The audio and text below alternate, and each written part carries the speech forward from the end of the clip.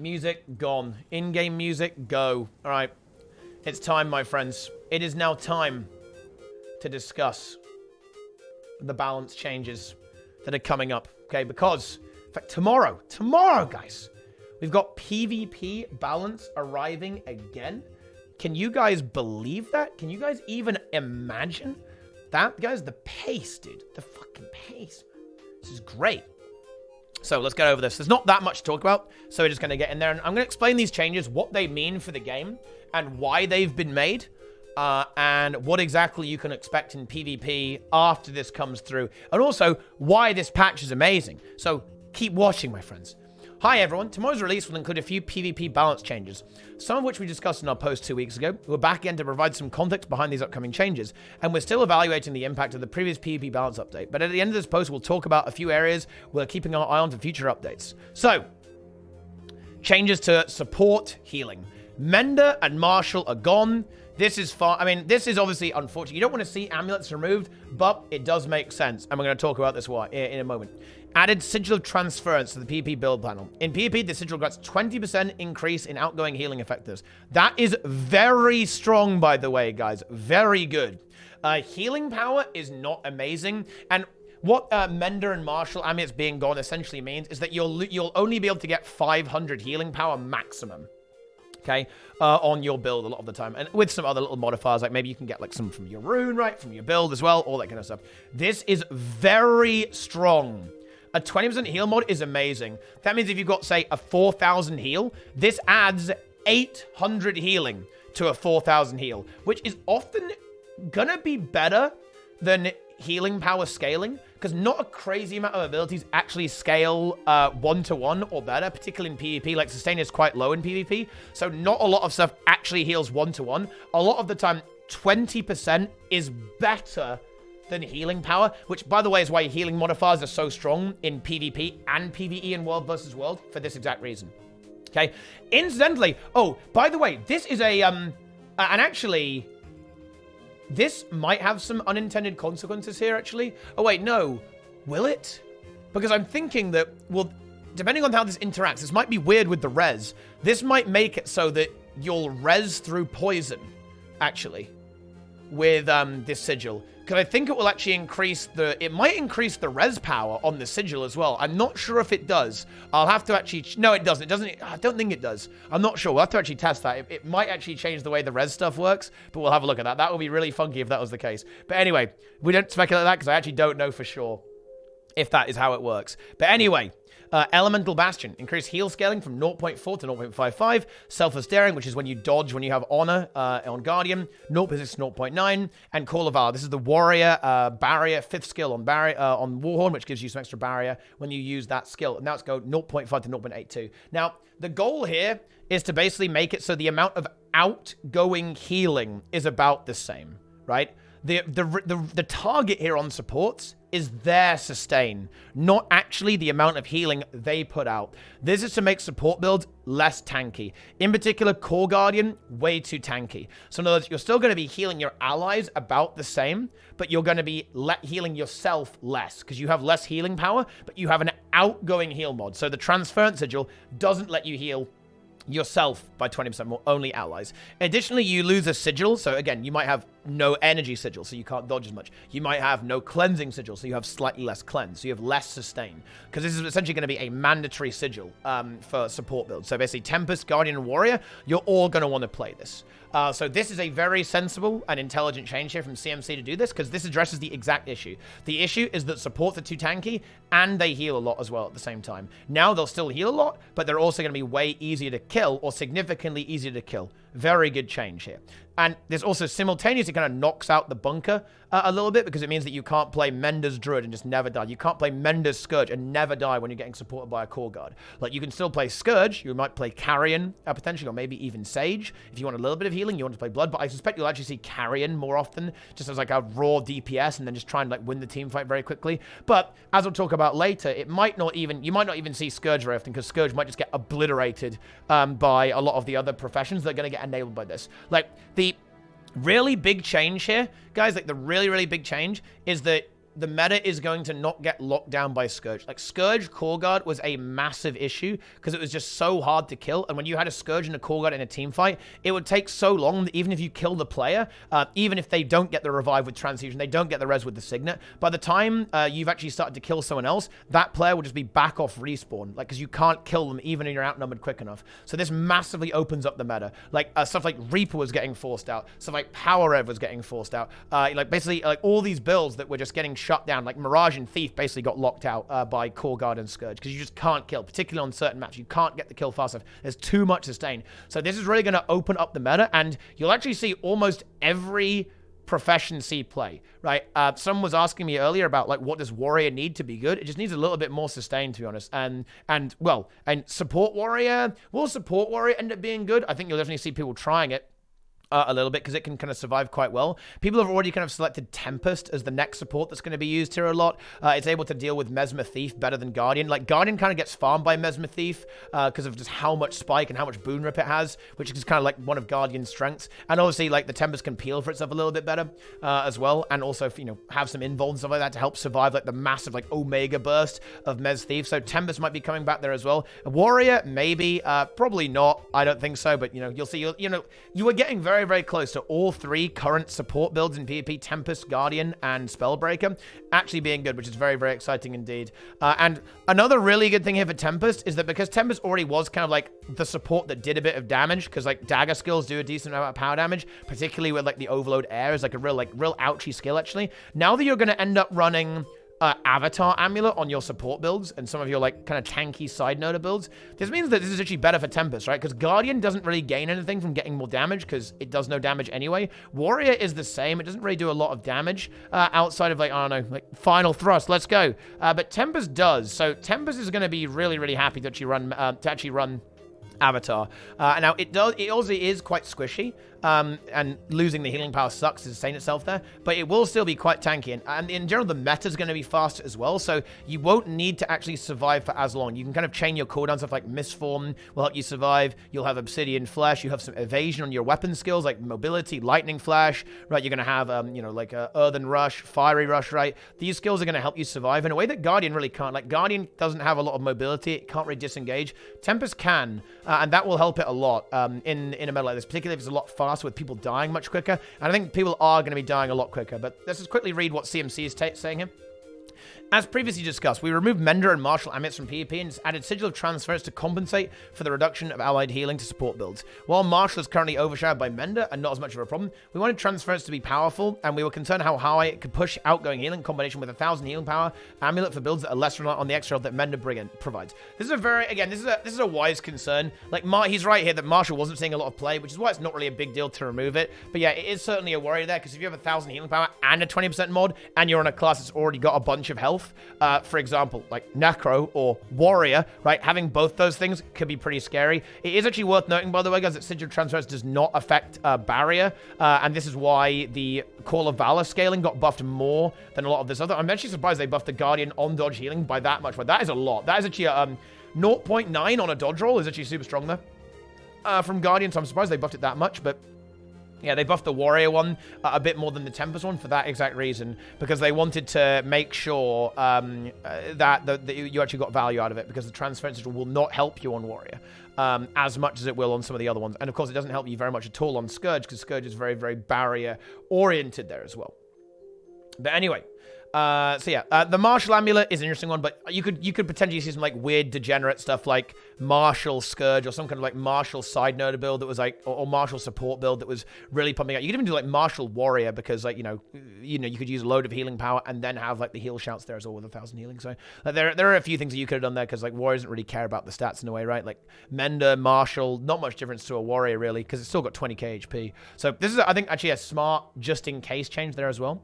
Removing Mender Amulet serves two purposes. It forces high sustain side node builds into more aggressive amulets, correct, and reduces the self-sustain of support builds. Mender Amulet side nodes are much more prone to stalemating fights and generally slowing down the pace of the game. Similarly, by reducing the self-sustain of support builds, we hope to see an increase in kill potential in fights and a general increase to overall pace. We still want support builds to be able to support their allies well, and targeting their self-sustain lets us keep a lot of their other skills at the same power level.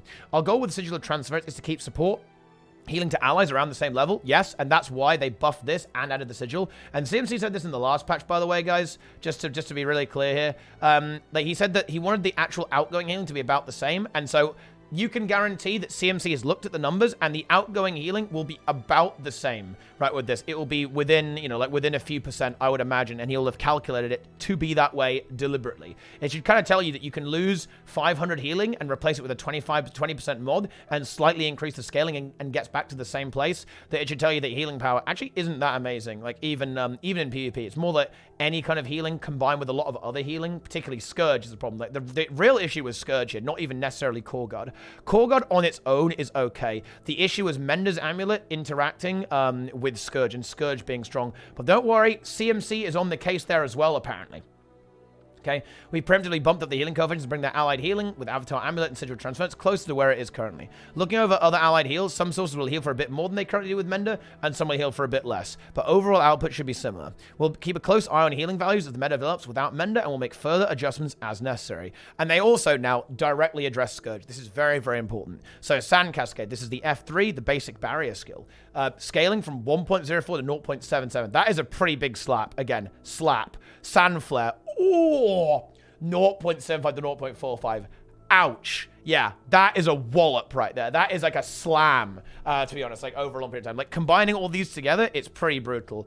Desert Empowerment, this is like when you cast a shade. It's a trait. They actually didn't nerf this one that much, only like 0.15. Scaling goes down the result. And Harbinger Shroud. Dude, seriously, like, this is what I'm talking about. This is why this is so good. This is the problem with Scourge. Like, the scaling is insane, right? The barrier scaling was 2.0 on the detonation, which, by the way, guys, is why it's so amazing in PvE, just so everyone knows. But anyway, it scales super well. And that means it made it very, very strong there with the Mender's Amulet. It has a low base value, but a very high scale, which is actually why it's so good for, like, stuff like Heal Scourge, right? Very, very good indeed. And then Transfusion, they also reduce the healing from 0.1 to 0.08.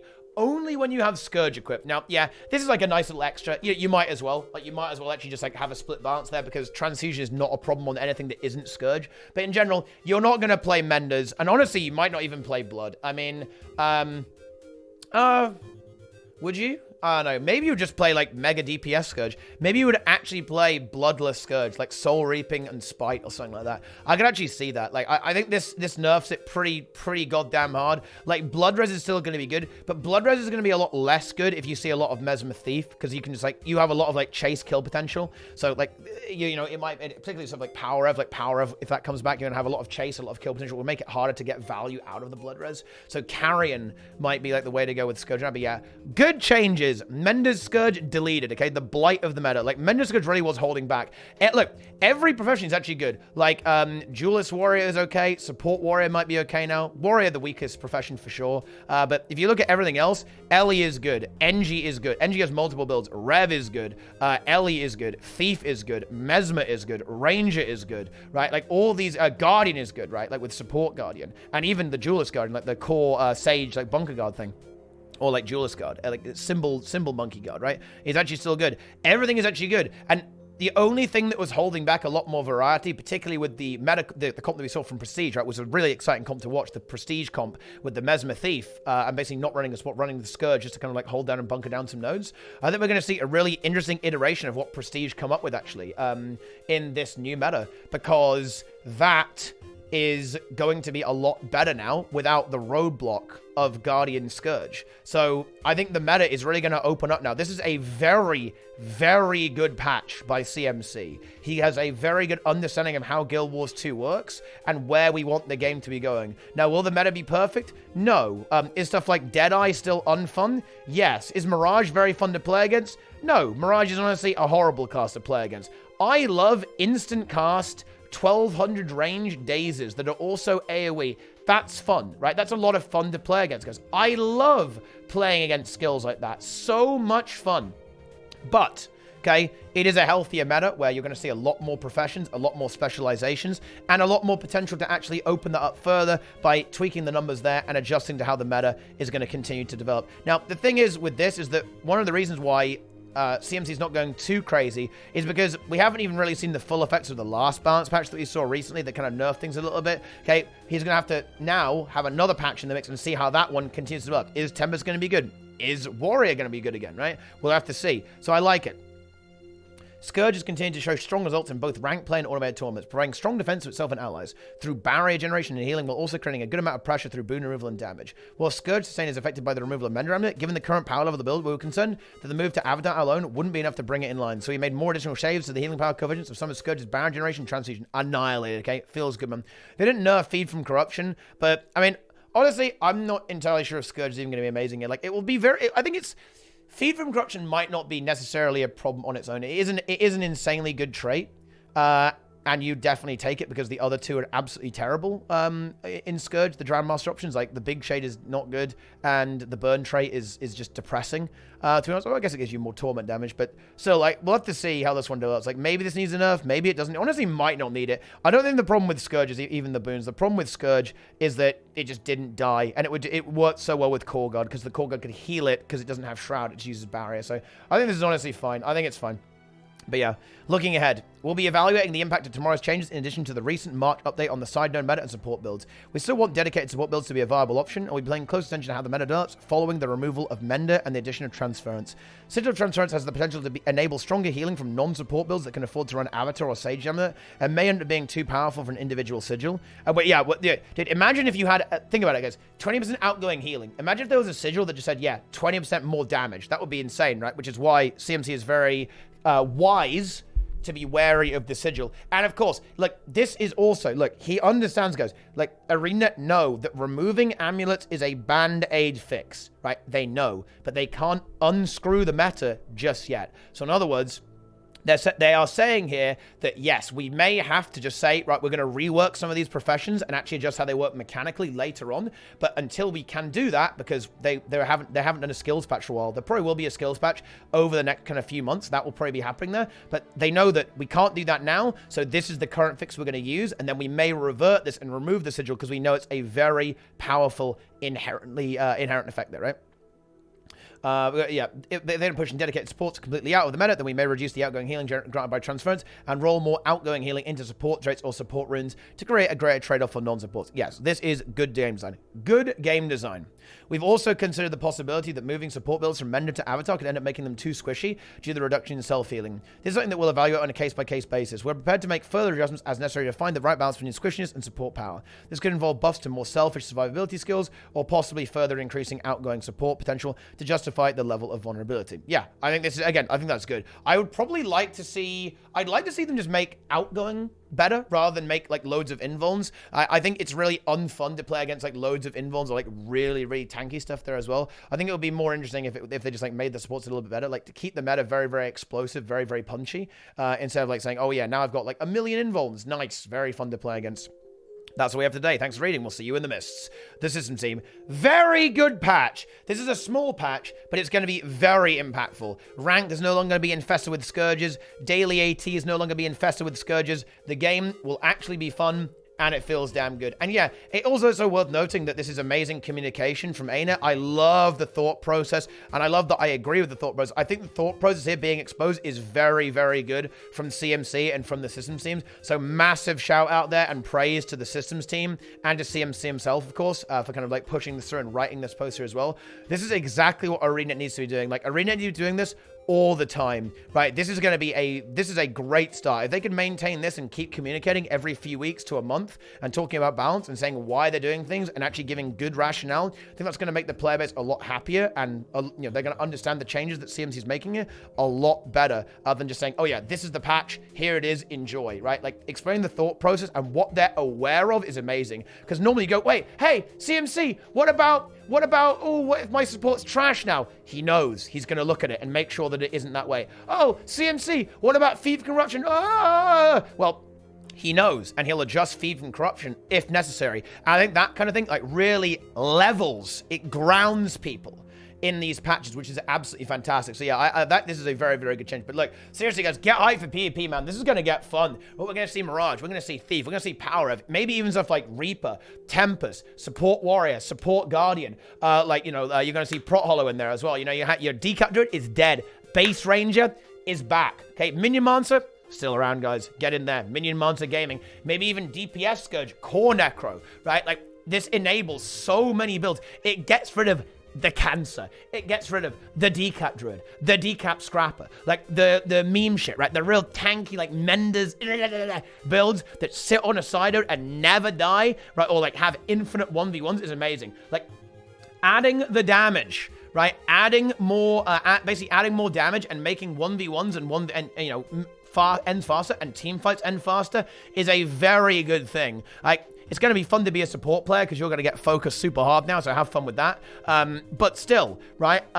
Fights are going to end faster and the entire game speeds up. Like, every aspect, every level of this change makes the game go faster. There's going to be more kills, more action, more rotation, more game, right? Less stand on point and use all your abilities of cooldown. Way more skill after this, I think. It's going to be a hell of a lot better. Very, very, very good patch indeed. Okay, excellent stuff here from CMC, and I really hope to see this continue. And I've got to say, I am very excited for the skills patch. Like, if this is the kind of thing that CMC can just kind of do on the fly here, we know there is a skills patch coming. Oh, well, we don't know that, but it's very likely there's going to be a skills patch coming soon. And the reason for this, guys, is because that they typically do a big skills patch before an expansion, like kind of do loads of big reworks, kind of like set the level and then move on to the expansion.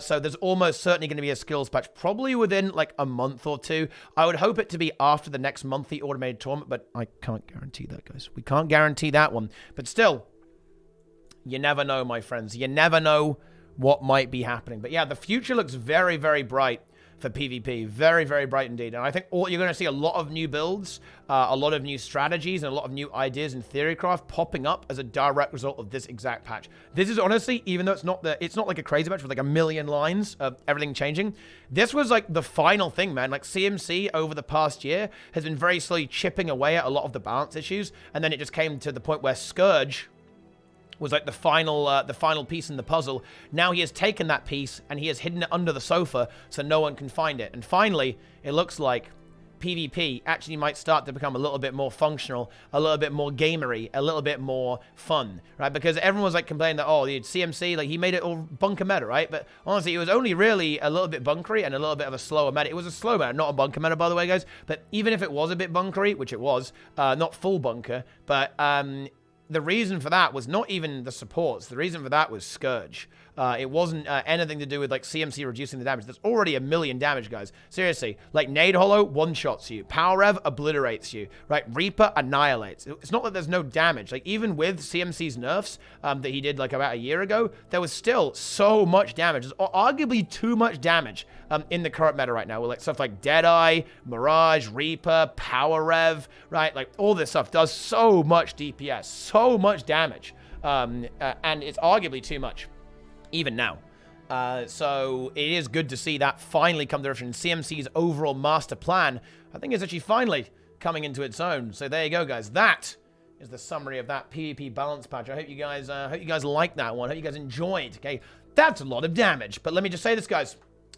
This patch,